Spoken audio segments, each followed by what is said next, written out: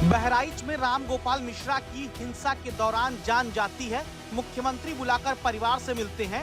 10 लाख रुपए सरकार मुआवजा परिजनों को देती है। दूसरी तस्वीर संभल हिंसा में जान गंवाने वाले बिलाल, नईम, अयान और कैफ के घर वालों की, जिन्हें सरकार कुछ नहीं देती, लेकिन समाजवादी पार्टी कहती है 5-5 लाख रुपए हम देंगे, अब सरकार 25 लाख रुपए दे। और तीसरी तस्वीर कौशल, विवेक, अमित के घर वालों की है, जिनकी जान किसी धार्मिक तनाव के दौरान हिंसा में नहीं गई, सरकारी लापरवाही से गई। लेकिन इन्हें सरकारी या सियासी तौर पर मदद देने वाला कोई नहीं। क्यों?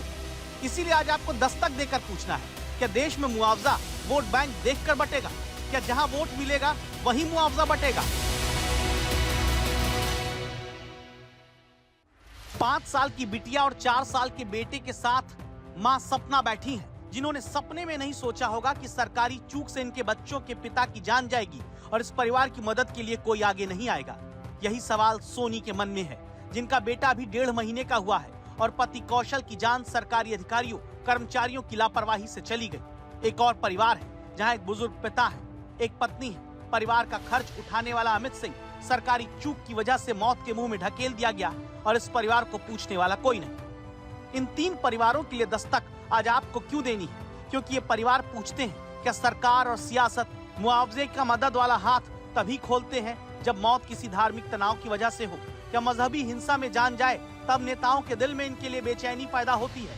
मैनपुरी और फर्रुखाबाद का ये उन 3 युवा दोस्तों का परिवार है जो पिछले हफ्ते गूगल मैप के सहारे दावा है उस पुल पर बरेली में चढ़ गया, जो पुल पूरा बना ही नहीं था और ना ही अधूरे पुल पर जाने से रोकने बचाने के लिए सरकारी पीडब्ल्यूडी विभाग के लोगों ने कोई मजबूत इंतजाम किया था। नतीजा, अमित, कौशल और विवेक की कार सीधे अधूरे पुल से नीचे गिरी, तीनों की जान चली गई।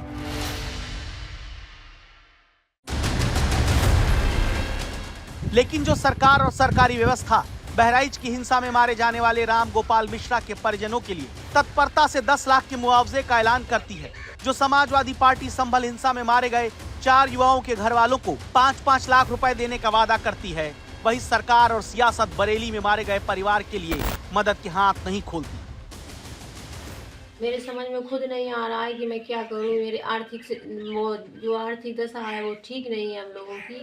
मुझे समझ में खुद नहीं आ रहा। मेरी तो अपील है भारत सरकार से कि यही करें, मुझे सरकारी नौकरी दिलाएं और मेरे बच्चों के भविष्य के लिए कुछ सोचें। कुछ मुझे मिलना चाहिए जो हम अपने बच्चों का भविष्य बना सकें। तीनों लोगों के बच्चे ही छोटे ही हैं। अब आपका परिवार कैसे चलेगा?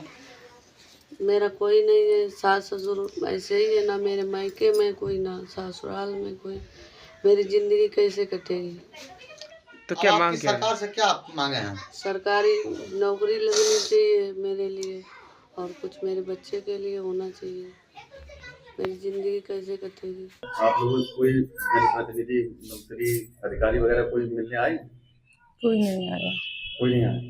किसी तरीके की आर्थिक सहायता सरकार की तरफ से? कुछ नहीं हुआ। कुछ अभी तक नहीं।